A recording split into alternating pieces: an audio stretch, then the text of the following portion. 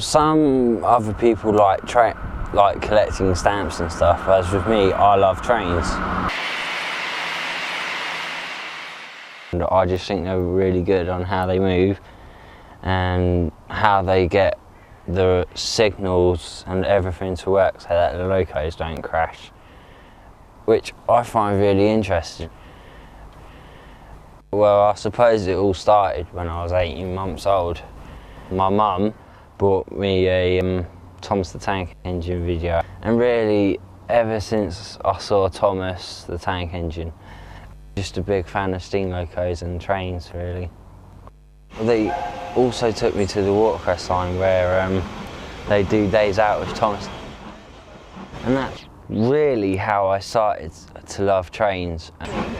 Now I'm here just talking about them.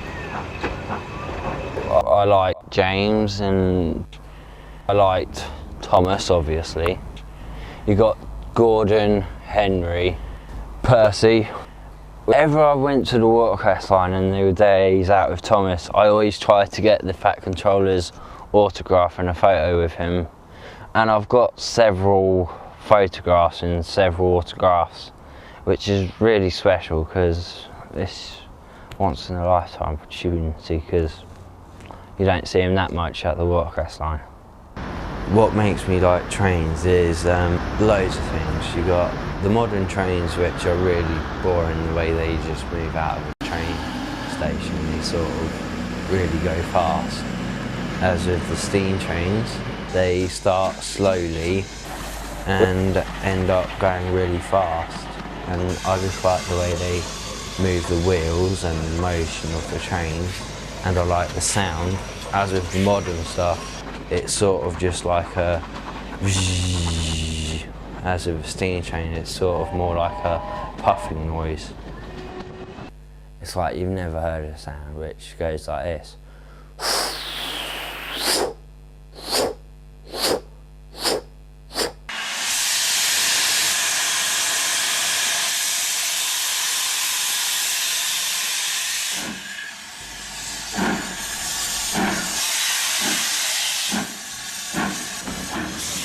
I really love the smell of the smoke, and when you're standing on a bridge and a train comes, I like all the smoke in my hair and all the smell of it on my clothes, and it's just really, really good. When you look at the watercress line feature of the steam gala, there's a numerous of locos which stop at the water tower. And the water tower is really basically a tower filled with water at the top. Yeah, it's held in a square compartment and it's attached onto another hose, which then you can move around, swirl it around into the tender. And really the tender holds the water. Some locos hold about 5,000 gallons of water, which is a lot. In the tender is coal too, so it holds water and coal, and the coal is used to keep this water boiling in the boiler. It will produce steam, which is in the firebox. If the tender doesn't have the water, then it's like a bomb on wheels. I'm going to be walking up this path for about half a mile to a bridge, which is a really good sight because you get to see both ways of the train track. And there's a train coming from Basingstoke direction. This is a class 444. They're recently new. They came out in 205, so they're brand new stock. I like coming out of this area because it's nice and peaceful. I like to hear the birds. I just like to sound of the countryside. It's quiet and you're not far away from horses and animals, and the sound just makes you happy, especially when I'm in a bad mood. Get a bit of stress, I usually come out, do a bit of train spotting and come here. There's several other places that I go to, but this one's just more easier for me because it's near my house. I have learning difficulties. I was at a school called Dove House from year 7 to 11. My difficulties are really frustrating. I find it difficult putting words in sentences. I find it hard to read, but I've improved on my reading skills from that school, and it's really helped me a lot. I have maths problems which I do not like, but I've improved massively. I used to wind up everyone about my trains. So I used to go up to the teacher and say, guess what's going to Basing State today? And it's like, what is it now, Jamie? And it's a steam train. And they were like, oh wow, how interesting. My mates, Kirsty, Jess, Cherie, Danielle, David, told me to keep quiet about trains for 6 weeks, and I failed in just like the first day. I went to work experience at Basingstoke train station. I only had 3 hours, which was a pain, because if I stayed there for a week I would have been able to go on the simulator. I went into the ticket office and I helped this guy, which was all a bit boring because I had to count travel tokens. On the last hour I was taken to the information centre. On the platform 1, the guy, he showed me 2 computer screens. Some of them had software, like the times and the tables, what the routes are. The other has a diagram of all the lines. That even includes the points and the sidings, and it tells you that there's a loco on the lines. So it's really interesting. I've got several train simulators at home which are on my computer. I've had loads of practice driving steam trains, diesel trains, EMUs, DMUs, all different sort of trains. I've got trains, railway simulator 1, 2 and 3. So I've had experience with all of them, and it was a shame that I was at this work experience for 3 hours, because if I was there for a week I would have gone on the railway simulator and went on a zero train and drove it on one of their routes. Well, the simulator would have been really, really good, because it would just help me more learn about controls and the real railway situations. Yeah, it's like you're driving a train for real. You got a cab which has controls and levers and buttons and stuff, and you have to press the buttons at the right time. Well, I've not really got a problem with computers. Computers actually helped me a lot when I was at school. I would like to work with computers. Designing train games, I would love to do that. Just anything to do really with trains. I'll be just happy working as a train dispatch, platform cleaning. Even on the trains I'll be happy, like the guard or working in the restaurant car or the buffet car. I'll just be happy with that because I'll be near trains. I'm at college now.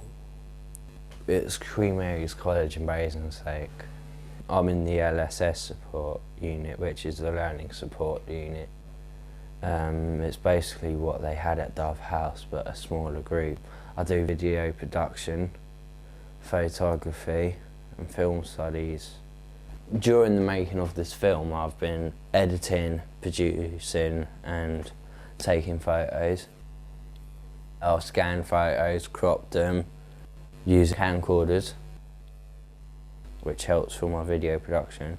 And I'd like some of this to go to my college for my college experience, so I can pass video production and photography. I do swimming. I love my swimming, and I do like going on my bike to my train spotting places. Especially during summer times. I spend most of my weekends cycling and walking, because I love walking and I love cycling, and I cycle to most of my train spotting places and walk there too. I walk miles and miles and I cycle a lot, but I do get puffed out, but I just take it easy. It's because I have a heart condition and I do get puffed out easily. I can't even walk for like 2 miles without stopping 3 times. And I have a congenital heart disease, Fontan, but I just call it half a heart because it's easier. They've attached a band onto my heart. I'm hoping to have a heart transplant when I'm older. So when I've matured enough and in adulthood nearly, we'll get another heart. My parents hate me mentioning the word trains. They say to me, life isn't always about your hobby. And I do say to them, I know, but I just can't help it because of my train passion. They've really just been helpful. They've supported me. They've taken me to train expeditions, train shows. They took me to the NRM, which was a really good occasion, and I loved it. And my mum and dad's helped me a lot, supporting me, even though I drive them mad. When they took me to the watercress sign, it used to be a family trip for me, obviously, because I like trains, but none of my family, like my mum and my dad and my brother, they really hate trains, but they did it for me because they knew I loved it so much. My brother, he hates trains. He has a face like a wet weekend. Most of the time he's eating, which is what he does best. He always says to me, Jamie, shut up, and you're not watching your train videos when I'm in your room. Takes the control off me, and he has fights with me. But really, he did do a lot of things for me, and I really love him for it. He's just a great brother. Then you've got my dad. He used to just fall asleep. He was the driver. He got us there. When he was on the train, he just went kabang like asleep. And my mum, well, my mum was sort of like the dinner lady. She used to carry all the bags, and she used to do a load of things. That's a 444. They've recently been new. So, yeah.